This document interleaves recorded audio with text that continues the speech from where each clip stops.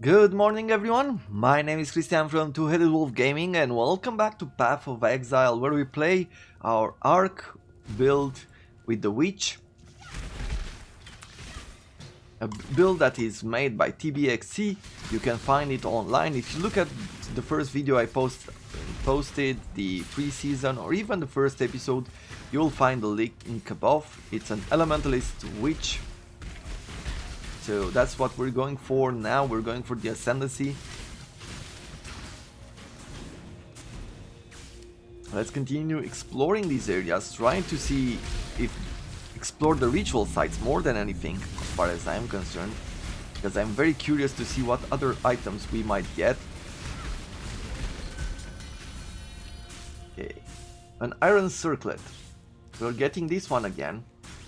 Will we have enough? I think we'll have enough this time to buy it. It's definitely better than this iron circlet. Not sure it's going to be better than the Imp Crown, but we'll have to see. I'm gonna slightly speed up now the exploration.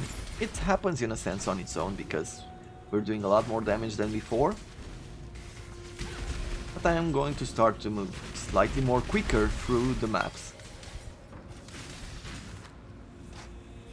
And if you've watched Path of Exile until now, then you're going to be used to the speed up. One of the things that happened when I first watched Path of Exile and saw some people like playing at crazy speeds, I was like, how do these people even play such a game? Like, I couldn't, what do they see? Is it even fun to play at that speed? And to be honest, the answer is yes. When you have a build that works so well together, speed is good. Well, it also removes the fact that you can't be too careful with it. Meaning that sometimes you'll be killed by the fact that you didn't pay attention to the type of enemy that you're fighting or things like that. But hey, those are details. Important thing is to be quick and powerful. Clear up the map in a second. So many quicksilver flasks we found in this run. You will seek out and destroy a group of 7 powerful undead. Okay, let's take the iron circlet first. I will defer the alchemy orbs. Maybe I'll defer the prophecy as well. And that seems like enough. Let's throw in the Herald of Thunder here. Sure, that should be good for now.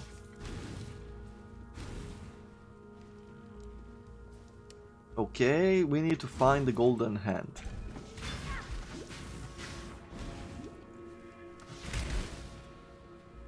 And that will be in creep level 2, I think.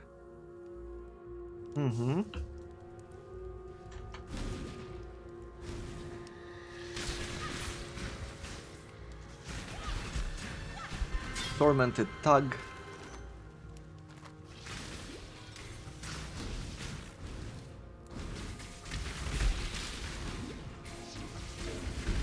Some lightning.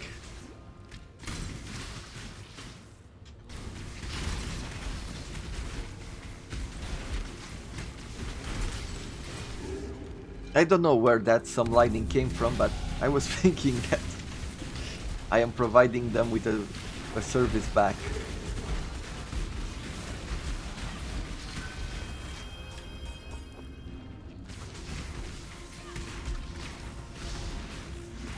Excuse me, sir, would you like some lightning?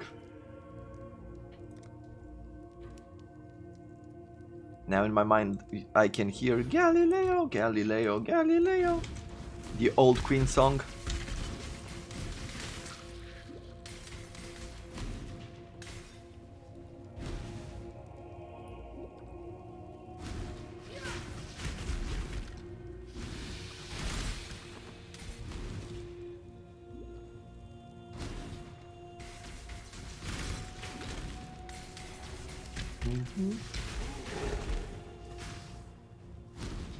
And I love this skill so much.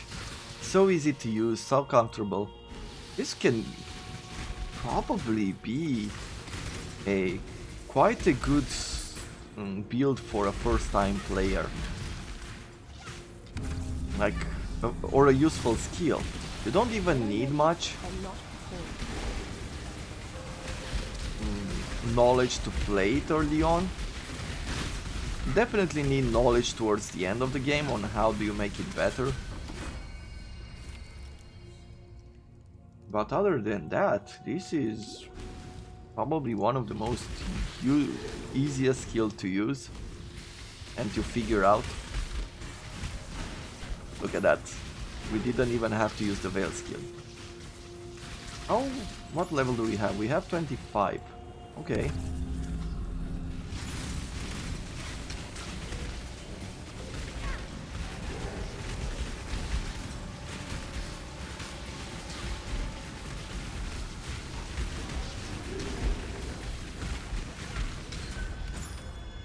Nice. You'll use an Orb of Transmutation on a ring, shield, or amulet and it will gain resistances. Okay. Definitely getting this prophecy. This will provide us with Fire and Cold. Fire and Cold. We're doing pretty well. I guess we're not doing too well on Lightning, right? Yeah, Lightning is our lowest resistance. Funny enough, since we are a Lightning based character. Do I want to do this right now or keep it for later? I think we'll keep this for a later part of the game. That would just make life complicated. Yeah.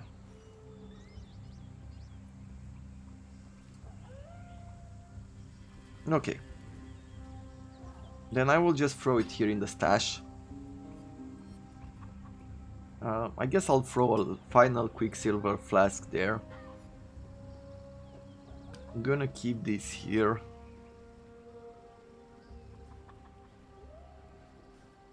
And this one, if we're lucky, might be a good item. We might get a good item out of it. Be well. But we'll have to see. What do I want to do? Definitely regenerate 3 mana per second on the gem and 10% increase elemental damage.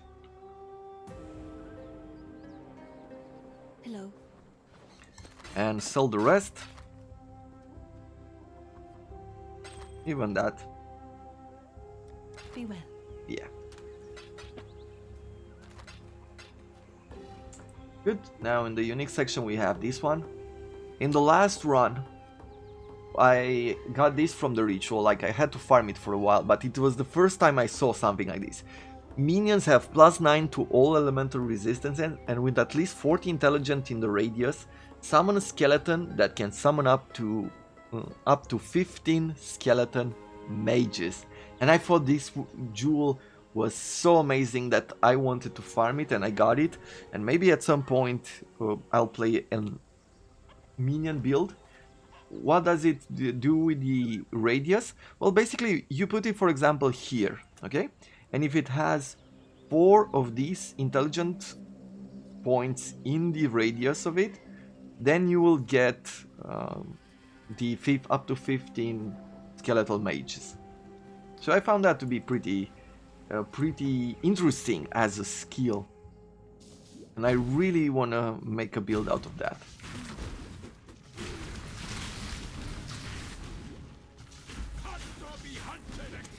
Yeah, more beasts, but I'm not really looking forward to finish the mission, though we are at 3 out of 4. Here is the Weaver's Chamber. Let's see if we can get the last beast very quickly here. Though this map is quite big and I am not sure I'm a fan of exploring this entirely, but it went so well that maybe, just maybe, we will get something good out of it.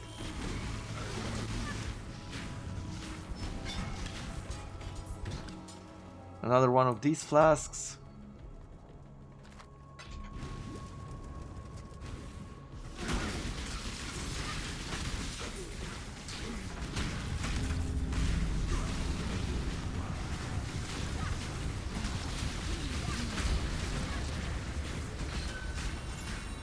Well, that was quick. Okay, nothing I see that I want.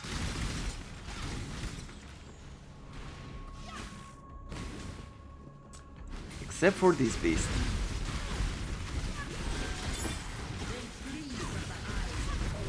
Okay. Whatever we got there, we are absolutely rich. This beast has elemental resistances, so it's pretty tough. That was a hunt you will not soon forget. You're welcome. Goodbye. Definitely. Let's see. A ruby ring. Coral ring. We'll take all of these. And we'll see long if there's one that's really good.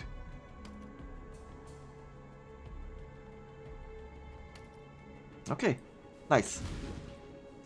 And I think that's about it. Let's go through here, get a bit more experience, but we're going back down to the Weaver's Chamber.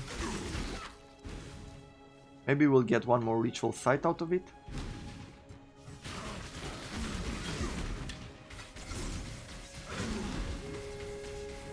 And we did.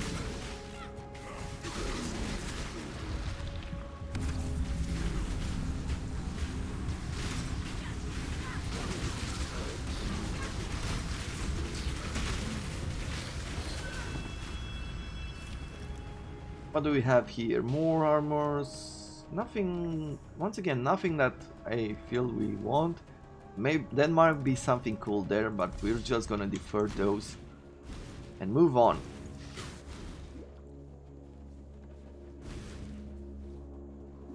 When I'm ready. And What would be the chances to get something like a Mirror of Calandra or something?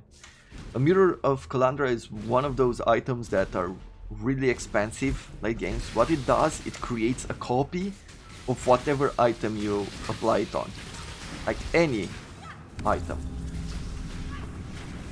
Okay, so this will provide them with what? Critical strike chance, speed. So people are looking for, like, the most advanced players, the people who are an expert players, I would say, are looking for Mirrors of Calandra, because they can take some items and make a copy, and when you make a copy you can also risk trying to get a modifier on it. Yeah, I think we have to defer this again.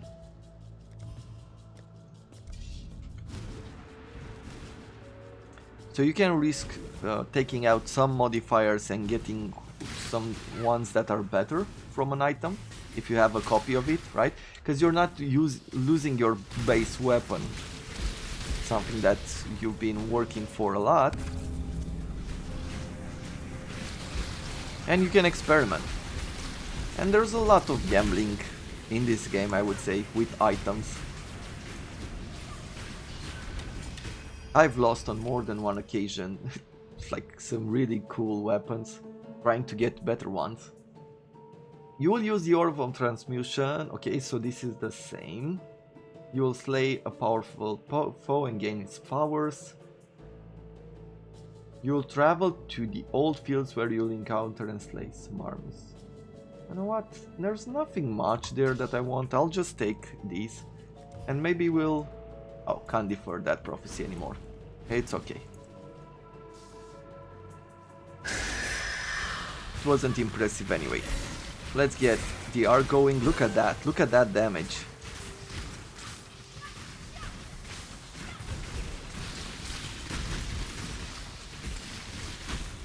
I think at this point it might be about time where we have to start thinking about adding a life and adding energy shield. We will need at least 1000 life in the following levels, so let's work on that. Okay, another quartz wand, and these chromatic orb recipes it will be. Let's see. This... not bad. Strength, energy shield. I guess I like this one more right now. Fire resistance, lightning resistance, and some attacks. Let's see, what would that do to our resistances? It would improve our fire and lightning resistances. We will lose some of the cold resistance, but that is okay. Let's see, Jade Amulet. Some elemental resistance and 29 dexterity, which is okay, but it's not great. Let's go back home. In the camp. Hello. Turn in these quests. Faster casting, minion speed, concentrated effect is something that we will need. Control destruction, elemental focus, and Trinity support. So Trinity support, look at this one. So hits with supported skills for which the highest damage type is elemental cause you to gain 25 resonance of other elements per second for 2 seconds.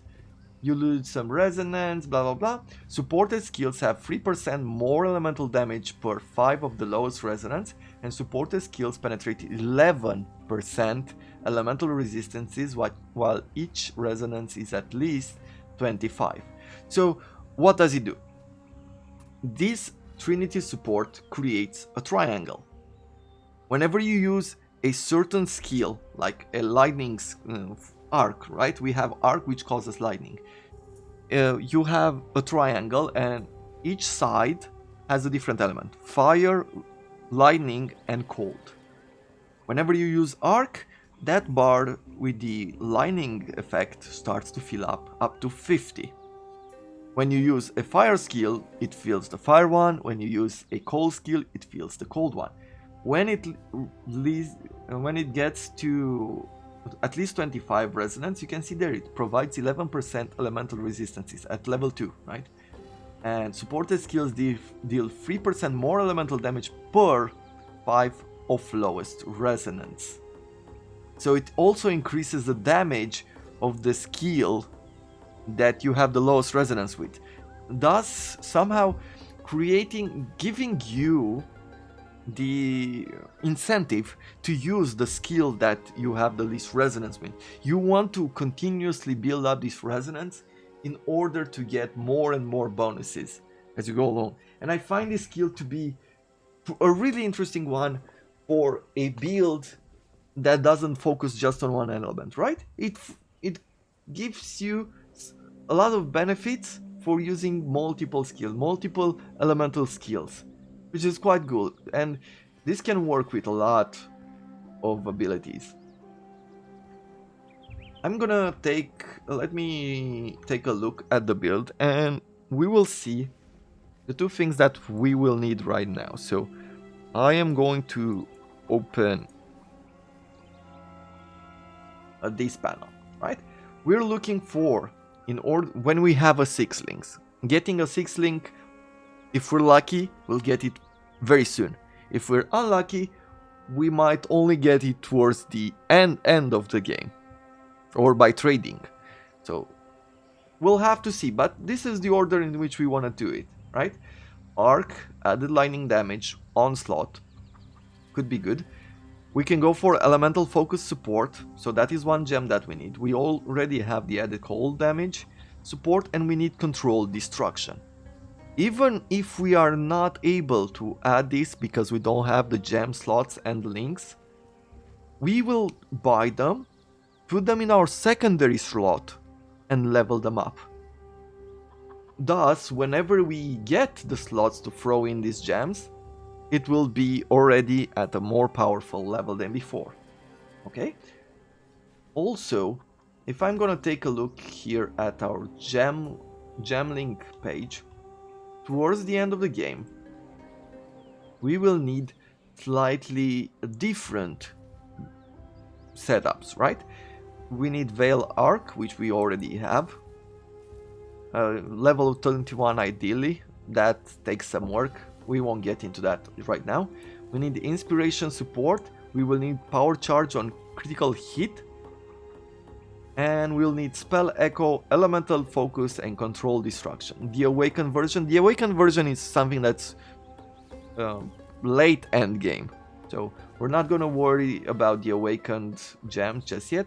It says Arc really likes awakened gems, but as long as you can't afford them, obviously regular versions are fine.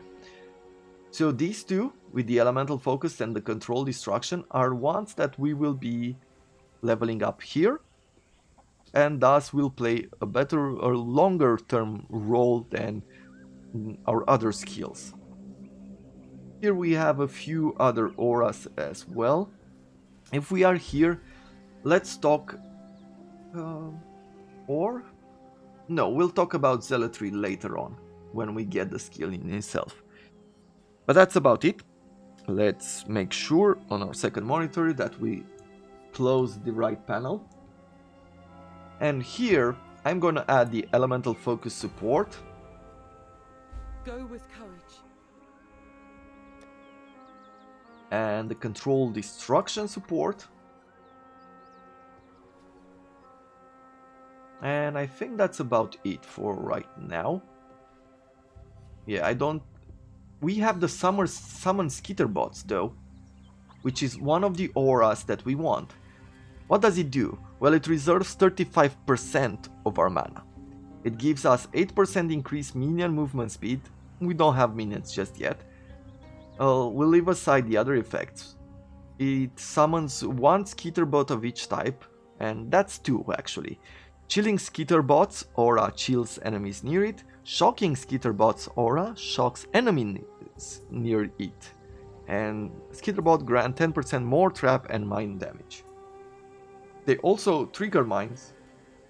If we take a look at the description in green, summon a chilling skitterbot and a shocking skitterbot, which will trigger your traps and detonate your mines. Mines detonated by skitterbots will rearm and can be detonated again. So this will be pretty cool. What else there was? There was this wave of conviction that it's still somewhere part of our build. The wave of conviction does this. Does the following sort of. An expanding wave of energy that surges forward, damaging enemies in a cone shape. So this is a casting ability. We're gonna throw this in. Anything else? Blade Blast. Power charge on critical support. This is something for the later part of the game. And that is about it. So we have a lot of gems that we need level up. I will take a few more moments. Let's look back here on the guide. We need strength and we need dexterity for some of these from what I can see. How do we get it? Let's see if items provide us with the information needed on how we can get that. As far as head, a rare hubris circlet with an arc enchant, power charge, damage to spell, life and resistances. So this is more of a crafted item. Owl's Uprising. This is a unique amulet. What does it do? Well, it offers us 10 to 16 to all attributes. Thus, we will be getting the necessary strength and dexterity, I guess. 50 to 70 to maximum life, 20 to 30 to intelligence, 11 to 20% increased maximum energy shield. Hits against nearby enemies have 50% increased critical strike chance. This is an amazing amulet. And the random reserves no mana mod. What does that mean? Well, if we're taking a look at some of the late game items, we have here Zealotry. Zealotry casts an aura that increases the you and nearby non-minion allies have 10% chance to create consecrated ground on hitting a rare or unique enemy. That's a buff to damage. You and nearby allies have 20 to 39% increased spell critical strike chance, and you and nearby allies deal 10 to 15 more spell damage. This is an amazing aura, and this is only at level 1. I guess the lower values and the higher values are at level 20. But the mana reserve cost is 50%. So 50% of your mana goes away on this aura. Thus, you cannot use these and Wrath, for example, or Clarity, or some of the other auras, because pretty soon you'll be capped and you'll have no mana to use when fighting enemies, right? The bombs, the frost bombs, or the arc lightning consume mana and will consume more as time goes along. So that's what this item does. It's very important to have these towards the late game in order to push your build at maximum level, at maximum strength.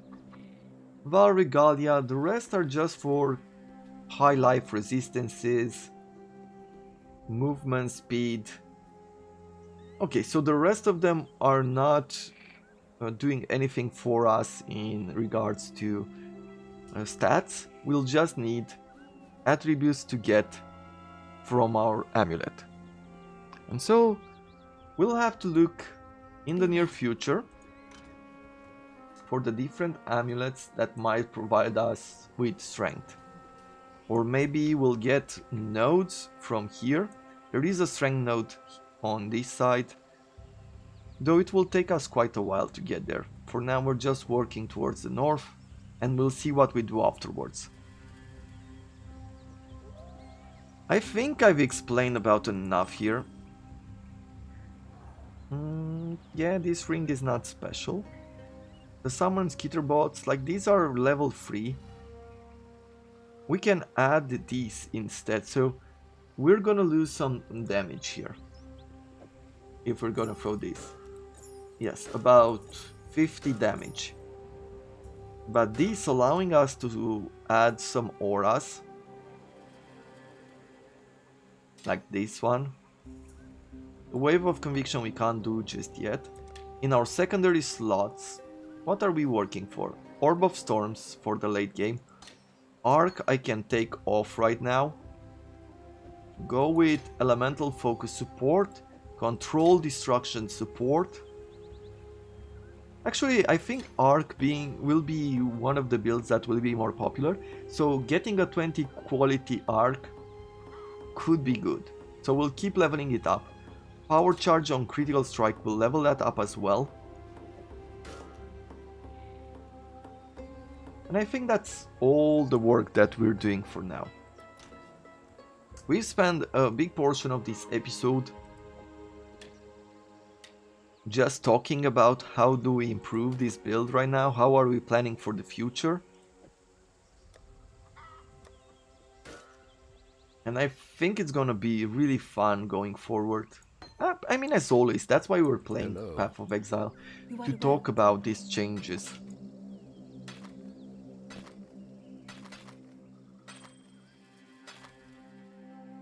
Yeah, I'll throw that because I have, I think, only one of these.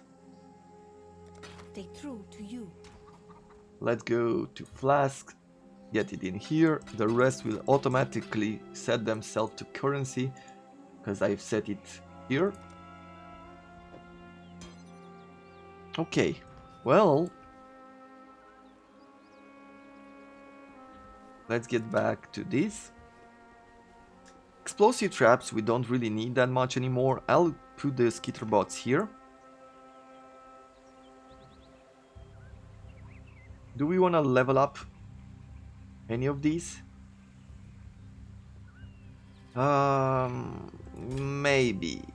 Maybe. Okay. And with that, we just need to travel to the wetlands.